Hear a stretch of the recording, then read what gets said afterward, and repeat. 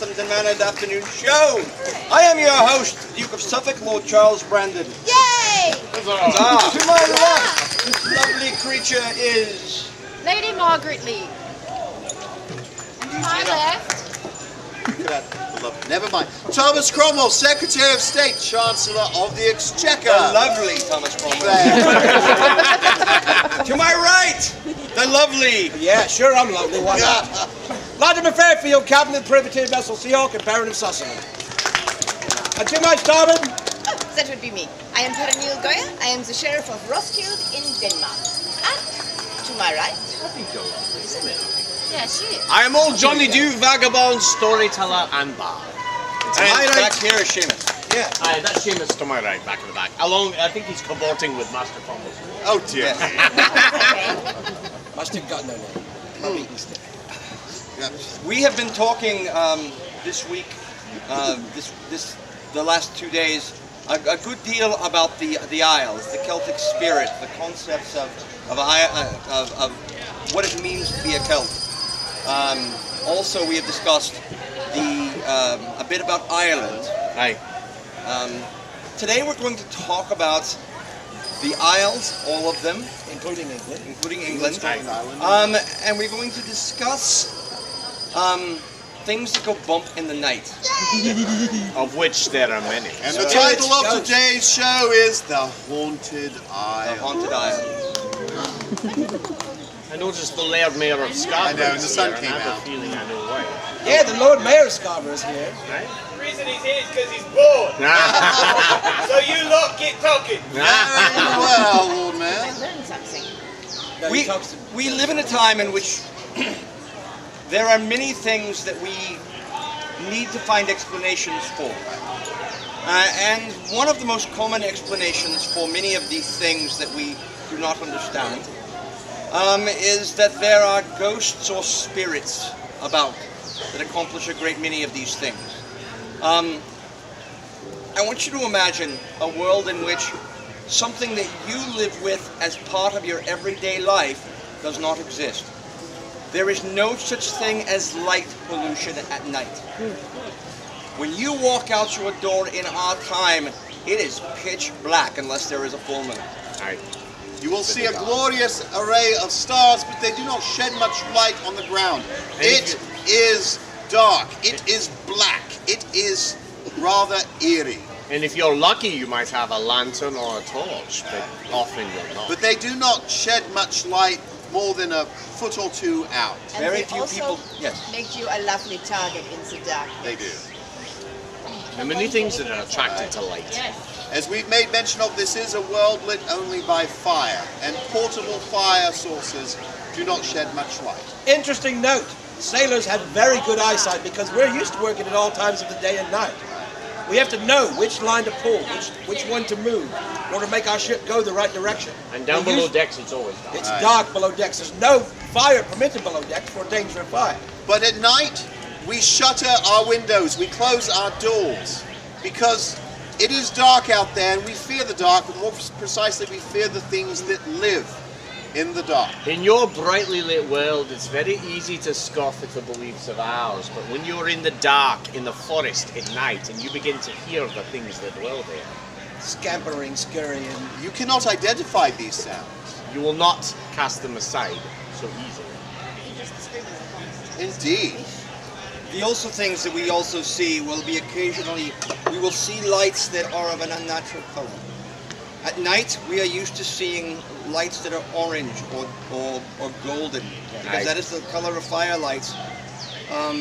When we see lights that are blue Or green. or pale white, These are not natural colors with which we are familiar, and so they can only have an unnatural explanation. Perhaps a bit of the will-o'-the-wisp, the Fata Morgana, those sorts of things, but there are many other explanations as well, Indeed. beyond swamp gas. So in this time that we have a number of different things that we have attributed these things to. One of them, of course, is the return of spirits. Those are creatures, those are people who have died but have not gone to heaven or gone to hell. Or who were never physical in form. Never to begin physical in with. form at all. And we are religious people, And these beliefs do not conflict with our interpretation of God's word. For in the Bible it is talked about of the returning dead and spirits of revenants. There are hints. There are hints of them, but also of the spirits of those past.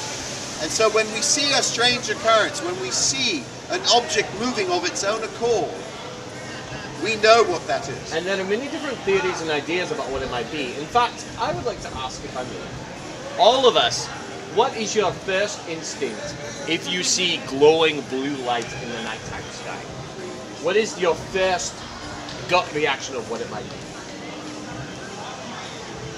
Oh, that's better. Oh. Well, in my case, I am a modern man. I believe that things can be explained, if not by the word of God, by the eyes of man. And so were I to see some sort of blue light, I would cast about for a natural explanation. For example, some sort of fire, perhaps, burning in the sky that's burning blue. We know that certain chemicals, when burned, will burn blue, so I will think that something like that may be happening. This kind of man is quite rare in our time. But I must ask you, how is it happening? How are they burning? Who lit them on fire? Indeed. Your Grace, would I had an answer for every question, but as learned as I am, I do not, and I know my limits, but yet I believe there is a natural explanation. And I know you look askance at me, Your Grace, but I honestly do, in my heart. Such men are uncommon. Lady Lee? While I am an intelligent woman, I am not quite as forward-thinking as my Lord Cromwell here. And so I would suspect something supernatural. And of course say prayers for God's grace. Of course. Speaking of his grace. Angels, of course. Of the smallest kind, probably cherubim. Captain? I am of the opposite nature. I think it is a tormented soul who I have killed, coming to get vengeance. It's interesting. Lady Shadow. You are a very paranoid man. You do not sleep well at night, do I've you, made Captain? several million, hundreds of people angry. Several million, hundreds of Yeah. people. Yeah, I would. That's a lot of people. You count well as well. Now, As I said, I've it's been the thing. drinking most of the day. Numbers are hard. Lady Shadow? Well, as I am Danish, I have a few different views on things. We shall leave it at that. Oh. However, I will go so far as to say I will opt for angels. And as for me, my immediate thought is, I wonder what the good folk want this time. And so you can see that there is a gamut of possible explanations in our time. All of these can be argued, but everybody believes what they believe. And in addition to the ones we've mentioned, there are also elemental spirits, which appear in alchemy. Salamanders and undines and gnomes and things like that, which the learned often might attribute to such things. Notice each of our beliefs differ based on social class and education level. Education. And I'm an where we're educated man, however, I'm a sailor, and that superstition overrides. Yes, you're an exception. I spent many years at Cambridge University studying the law and studying things that are natural law. And I'm a Celt, I know what dwells in the dark. So, one thing you should know about us, though, is that we are not fools. Nay. We are not superstitious. We are not ignorant. All throughout human history, people have tried to understand the world using what knowledge they have available. And we have thought it out. There are whole symposiums and philosophies about the size of heaven, Indeed. about the nature of ghosts, what they are, revenants, that sort of thing. This has been discussed by philosophers and theologians. How many souls, how many damned souls can fit in hell? For we believe hell is inside the earth. We know the earth is a globe. We know that heaven is above, hell is below. Hell is below, thus the earth may be hollow, and so we are calculating the volume of the earth so that we may find out how many souls can fit in there. And what happens if there is too many souls in hell? Where do they go? Where will they go? And if souls are immaterial, how can they be burned by hellfire? But rest well, my friends. The calculations say that we have several hundred years to go before we run out of space in hell. That is good. That's a good thing, because I don't want them coming My back. lords and ladies, these matters are as weighty and as strong in our time as those that are calculating the size of the universe in yours. It's the same brains that are used, the same caliber of intelligent men and some women who are doing these sorts of investigations. It's just a different toolbox that they're using, really. And these calculations are based not on superstition nor guesswork. We believe these things, and we believe them based on the knowledge and information That we we have at hand. We are not stupid nor ignorant. There are chronicles about all sorts of things, and let's talk about some. Johnny, do you have any mentions of things that go bump in the A night? very good example, and you're going to laugh because it sounds a little silly, but in France, there was an apple which was seen on a bridge shrieking demonically, screaming, huge amounts of noise coming from this piece of fruit. Now, it sounds very silly, but it was investigated and There people were were walking witnesses. around it. There were multiple witnesses. No one's under the bridge it's on, no one's around, and it's making all this noise. Well, finally, it's tossed into the river and it goes downstream. Well, interestingly, in our time, people don't just automatically believe this happened. They're asking for sources. They want to know, all right, did someone reputable like a priest or a barrister or a town councillor or someone see this happen? And indeed they did. And so there is a need for proof. Someone of reputable nature. If His Grace the Duke of Suffolk swears that he saw the black dog in the English countryside, Yeah. that carries a lot of weight. Indeed. The ideas that go with this, the fact that we are looking for men that will come forward and swear to this, will actually put their name to it, and they are men of reputation, they are men of great knowledge. And we build huge volumes of this information. Right. We have a number of books now that have been written by experts on all manner of creatures. One of my favorites is the. Now I've just lost it. Oh, The Inquisition is using it for. Oh, werewolves. Yes. Yeah. The Malleus Maleficorum. which means the witch's hammer. yes, Indeed, the Malleus Maleficorum is essentially a book about how to identify witches. right. And it's a scientific treatise, essentially. It is indeed. Now, Very bloody. I'm going to turn the subject a little bit now to some specifics of some of the strange things that we know exist. For example, we are in the port town of Scarborough. Scarborough has a rich history of the supernatural. For example, there is a giant that lives in the forests outside, the Pickering Forest outside of Scarborough. Just south of Scarborough. Yeah, And this there's a giant forest. has a name. His name is Scarthy. He is named after the Viking that founded this village. His name was Thorgil, the Viking who founded Scarborough, but his nickname, Scarthy, means hairlin. Hairlin. And that was his nickname. Apparently he had a hairlin. And this giant bears that same name of the man who founded the town. Which is why people like Magnus Craig and Daphne Craig are so important. There are the huge heavy footfalls that are sometimes heard in the forest of Pickering. And I do want to point out, my lords and ladies, that the forests in our day are not as the forests in yours. No, they're much better. There are several still extant in England that are primeval forests. They are Aye. dark places. There's an abundance of overgrowth there. The trees are closely packed. When one walks in these places, one can feel the unknown there watching back. Yes, it's brilliant. I love it. No, It's a place to travel if you don't want to be bothered. well, if one wants to risk it, Johnny. One wants to be alone. Some of the other things that live in the forest are the wild men. Aye, the wild men. I've met them. The wild men in our time would best be equated to those in much of your world which you now call Bigfoot. They appear throughout the legends of Europe, and they appear actually on the coats of arms of many towns, cities, and noble families. Always with a club, very hairy. They're often portrayed as people who have become wild and who live in nature. And they're said to be gentle at some times and wicked at others. I actually once tended the leg of a wild man that I found injured in the woods. And until I left that forest, they brought me gifts of food every night until I'd left those woods.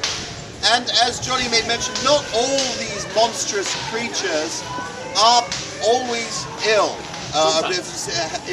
They're not out Wish to you get ill. you. They're not out to get you. For example, there is a spirit in Scarborough called the Waiting Woman, With waiting, yeah. who is seen on the cliffs looking out of the North Bay to the sea, and she is waiting for someone to return. We suppose it is a lost love or Maybe a husband Her man who never came who home. went to sea and never came back, and she waits for him still. She's been seen for hundreds of years. I know a story about the waiting woman. Oh, do tell us. It is said, being a sailor, I know these things. It is said that if you go up and see the waiting woman and walk up to her and whisper the name of a loved one who is out at sea, she will tell you whether or not that sailor will return safe. If she turns around and looks at you for just a moment, that means your man will return home. If Not, she, if she keeps her back turned to you, He that is man lost. is dead and lost. And this is a very serious matter because many of the women of the town have their men out at sea. Or they are widows of those who were lost at sea. and in Scarborough, there is the Black Horse. Oh, Seen to your day, or heard rather, in your day, there are hoof beats that footfalls from a sound. horse. Footfalls Indeed. from a horse in places where a horse could not possibly Aye. be. And so, if you look around and if you hear you must go into your house or your home Bar or your your door. room, bar the door. There is a woman who lives in Scarborough. Her name is Lizzie Brigandini. She makes rugs and tapestries. She saw the black horse, Yeah. and she has a streak of grey that runs down her hair I'm that seeing has that been there ever experience. since. There's another spirit, familiar down by the docks, called the Headless Woman. Oh yes. She lives at the Three Mariners, the roughest alehouse in all the village of Scarborough. Well, And Wow. she's sort of a Exists. protective spirit. yeah, she's a protective spirit. She's not malicious at all, but benevolent. No one knows how she lost her head or who she is. But it is said that with the local fishermen there, that if she knocks at your door and you open the door and no one's there, that is a warning you must not Not go to sea that day, because you will die if you do. And men have ignored that warning and never returned. Now, I imagine the village children sometimes play a prank or two Oh, I'm sure. as a result. But there No, have been people that no. saw her running away without her head. Aye. Village children here do not. Another spirit is that of a miller by the name of Jacob Rothschild. Oh, Jacob. We should tell them the difference between a ghost and a revenant. Oh, indeed. Oh yes. Indeed. Lords and ladies, if someone dies and they rise from the grave and you are actually able to tell who they are, indeed, if they are taking physical form, sometimes it is a healthy form in which they do not appear to be been touched by death at all, And they might talk to you and you might think them alive. or they may in fact smell as if they have been rotted. Putrefied. Yeah. They are called revenants. Would this not also be, as it were, a full-body apparition? Full-bodied apparitions as well, where you would see someone in a full body that you could then step through. Somebody if who you is wish to not touch them. non-corporal. Whereas a Non-corporeal. ghost is a cold spot or an eerie feeling or something that pushes you or is not seen. Something that does not have a form but does have a presence. Or And maybe not all ghosts are seen as necessarily the existence of or the soul of a person. Aye. Ghosts can be many things. This leads in the direction of Piers Gaveston. Gaveston. Aye. God your save us. friend, Justice. Piers Gaveston was a man who was close to the King of England. Very close. Very close. But he was a rather evil man. Now this is Edward II we are Edward speaking II, the king that was long, hundreds of Years years ago. He was Edward II's extremely close favourite. And the tale goes that he died in Scarborough. We know he actually was taken to London and died there, but the local legend is he died in Scarborough. He was pushed out of He a was window. pushed out Pushed out of a window. He was not actually killed in London. He was killed about 10 or 15 miles from from Scotland. Scarborough. I Water beg your couple, pardon, indeed. Chris. I knew it was not inside. Killed on a road. On the Yeah. road. He was summarily executed because He was beheaded by a bunch of barons who were very angry. He The was nobles- supposed to have been taken to London That was what for it was. execution. the But nobles they of didn't England get that hated far. him. Anyway, He died. He was a bad man. Bad man, and he died, right? Got it? All right. Yes. All right, very good. All right. And there were also legends that he was pushed off a cliff as well. Out of a window. Out a window, off a cliff. The legends vary because they're legends. But if you go up to the Rookery, up to the Scarborough Castle, if you walk around on that area, there have been many, many accounts of people who've been pushed Or have felt somebody something pushing them. from behind them, turning nothing is there. Aye. And there have been people who have plummeted. So, Justice, share your story about Piers Geist. Doing night watch. It's not unusual to see a figure jump from the ramparts, but nothing makes impact with the ground below. Aye. It's also described as an evil presence that will try to push people. And that still happens in your In your day. Many of these things of which we talk are still being reported in your day. By the way, if you want to see Jacob Rothschild's grave, Yes. if you go up here past Eagles Crossing, there's another low bridge called Archangel Crossing. right next to the White Horse. Right next to the White Horse. And as you cross that covered bridge, as you go up on the port side, on the left side, there's a gravestone, and it's Jacob Rothschild, the miller. Which is why the back of the White Horse looks like a mill. It was once a mill. Shall we talk about protection? For just a moment, I'm going to stop us because our good sheriff there and myself, because of various misunderstandings, I apologize. we need a bench. Oh, and I got it. because they are moving Watch a out for the bridge, glass, yeah. there is one more spirit which I am taking through this. Second page. There is essentially a spirit of a Roman soldier, also up around Castle Scarborough. There are a couple of Roman centurions that are seen on the castle grounds because it was a Roman signal fort many hundreds of years True. ago. It's got that natural promontory out onto the coast. Some of these hauntings are perhaps, they almost seem as if they're in memory of things that were. Something that cannot interact with what's going on, just like a sort of, as if it were happening again and again and again. In that one spot. And we've investigated these and given names to some of these, the revenants, apparitions.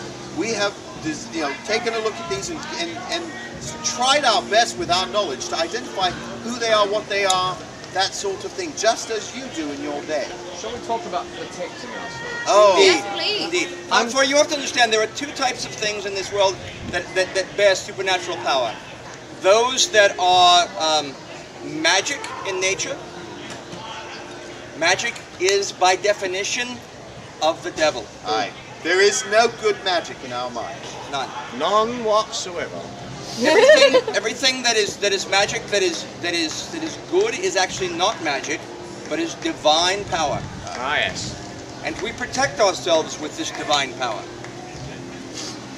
We protect ourselves in the fashion of one thing are called touch pieces. Aye. Yes. I'm a wee bit of a mobile spiritual fortress because I travel many wild places. But shall we start with crosses and Yes, and indeed. things? All those things I'm not wearing.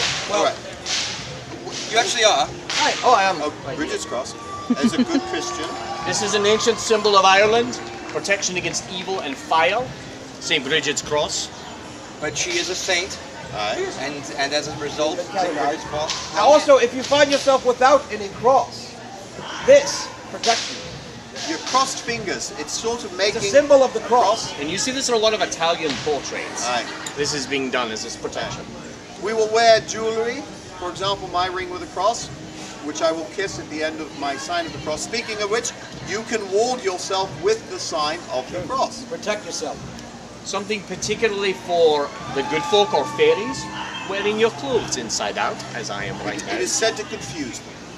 Also, cold iron. Yeah. This is iron that has not been tempered into steel. It is believed to keep away many immaterial sorts of menaces, including ghosts and fairies and various other things. It's very powerful. If you were to talk with Boomer at the cottage, he has iron nails and horseshoes over every window and opening in that. Yes. Aye. In fact, nail rings made of nails, are very popular among those who fear the Fey folk. They're very cheap. Horseshoes as well, for witches and If you can see Mistress Daphne Crane, Yeah, she wears an iron ring. Aye. Salt is also quite good for various things. especially Purifies, for little things. supposedly. If you see salt on a windowsill, that means someone it fears the supernatural and something's happening. Is it whistling also good for keeping werewolf things away? Yeah. It depends. In some cultures, whistling is considered to bring up storms and devils. Whistling is bad luck for Bad sailors. luck for sailors. Right. Decent European. The only difference is if all of a sudden a gust comes up out of nowhere, a sailor will likely say, "Oh look, somebody whistled up a wind." Because it's said that you can summon a wind by whistling. Now, be careful what you ask for. Aye, it could be a real wind. One of those natural items that is also very useful. This is a holy stone. It pierces glamours and illusions and says it's truly there. Only by its natural ability. It's not enchanted in time. So we have many talisman, we have many ways to ward off things. I was going to say there are a number of what are called touch pieces. Right. Touch pieces, again, as he said, his spiral that he has is a good example of this. Many people wear them around their necks. Something that you can touch that will give you strength and that may in fact be blessed. A very commonplace one you will see among the more common people. Right. Liege lords will often at high holidays, at Christmastide and or at Easter, will give out angels, which is a particular type of coin. It's a high denomination of coin. Very High high denomination coin. It is worth a great deal of money. 90 pence. It is very many of the peasants that receive these. It's more money than they would possibly make in a very long time, and yet they don't spend it. They pierce it and wear it, because not only is it a symbol of an angel and gold, which is considered to be a very pure metal, but it was given to them by a monarch or a liege lord, who by definition has a direct line to God through the great chain of being. And some of that power has been The conveyed. Great Steve Starbinson, the Lady Sheriff, does have a charm. Now, how's this silver? Yeah. Silver is also a beautiful, considered to be a very beautiful and pure metal. This In fact, silver is one of those metals that has been known for a very, very long time to ward off against dreaded infection and things of that nature. So we know it is a pure metal. It's also believed to keep away certain supernatural beings. Indeed. Which is why most surgical tools are made out of pure silver. There is also, since we are talking about silver, that did remind me, there is of course a very strong belief in all sorts of man creatures, half man, half creature. Oh, werewolves and And all that. of course the predominant among those are werewolves. Now it is known in our time that there is a particular rash, a plague of werewolves in France Yeah. at this time. And loup-garou is what the French call it. Gevaldon, actually, where Jean-Pierre Lavoie is from. Ah, indeed. So again, and this harkens back to when you are in a small shack in the woods at night and you hear wolves that do not quite sound right, you know what they are. There are many legends about them, but in most instances, someone wears a fur or a belt that has evil supernatural power, or they sell their souls to the devil in order to change into a wolf. Or drinking a wolf's paw crimps under the Yes, light of full moon. that as well. It's less an infection in our world, but more a state that you take Drinking upon from a wolf's yourself. paw print under Though there is one tradition of werewolves that are born that way, but that's another story. We have many different versions of these. The term that will eventually become to be used and is very popular in your day, vampire, does not exist in our day. They are revenants. They are simply called They've revenants. yet to get here from Eastern Europe. Aye.